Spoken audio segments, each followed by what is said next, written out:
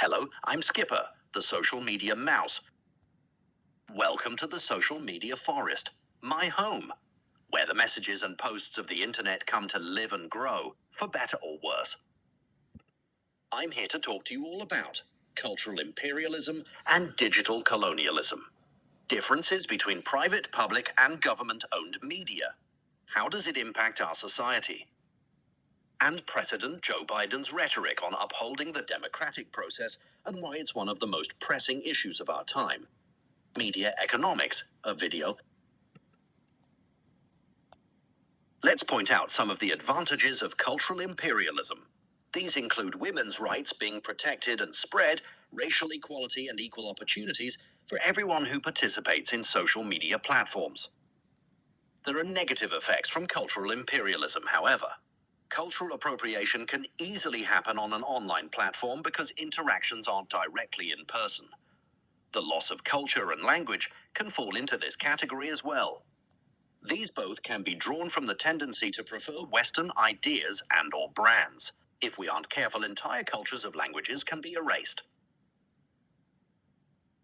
This could vary in severity, such as using a new social media app or cyber hacking the national security of a country. Just as it is important to be aware of equality and how we are treating others in person, we need to be mindful of how we treat others online. We may need to ask ourselves how our posts are affecting others, or if they are inclusive among marginalized groups in a professional setting. To visually communicate the levels of cultural and digital imperialism, I've made this graph notice how the more serious actions are by the roots, while the mild actions are at the top. Posting family photos does not hold the same weight as posting misinformation. All levels of severity are important. We are responsible for using technology in an appropriate manner. How we use technology and present ourselves online defines the reality and standard of living for someone else.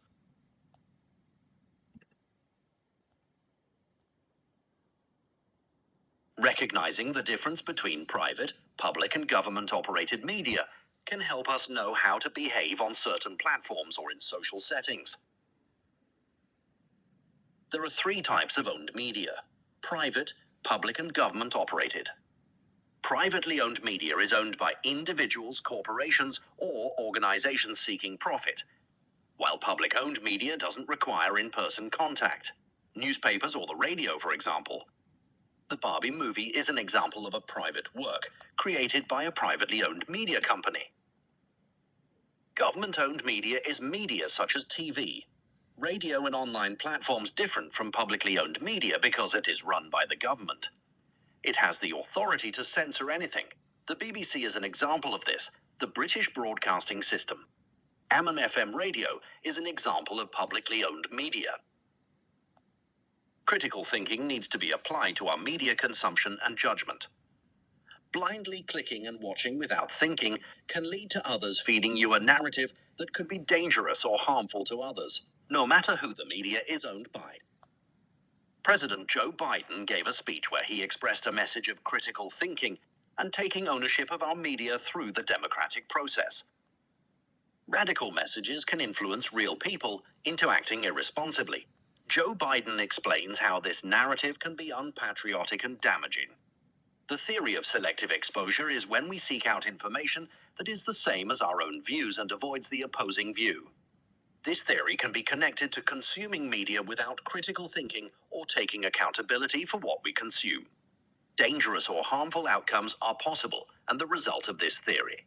The following is quoted from Joe Biden's speech. Remarks by President Biden on standing up for democracy. Good evening, everyone. Just a few days ago, a little before 2:30 a.m. in the morning, a man smashed the back windows and broke into the home of the Speaker of the House of Representatives, the third highest ranking official in America. He carried in his backpack zip ties, duct tape, rope, and a hammer.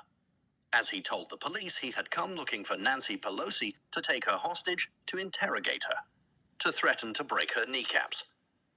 But she wasn't there. Her husband, my friend Paul Pelosi, was home alone. The assailant tried to take Paul hostage. He woke him up and he wanted to tie him up. The assailant ended up using a hammer to smash Paul's skull. Thankfully, by the grace of God, Paul survived. All of this happened after the assault, and it's hard to even say. After the assailant entered the home asking, "Where's Nancy? Where's Nancy?" Those were the very same words used by the mob when they stormed the United States Capitol on January the 6th, when they broke windows, kicked in the doors, brutally attacked law enforcement, roamed the corridors hunting for officials, and erected gallows to hang the former Vice President Mike Pence. It was an enraged mob that had been whipped up into a frenzy by a president repeating over and over again the big lie that the election of 2020 had been stolen. My fellow Americans, we're facing a defining moment, an inflection point. And we must, with one overwhelming unified voice, speak as a country and say there is no place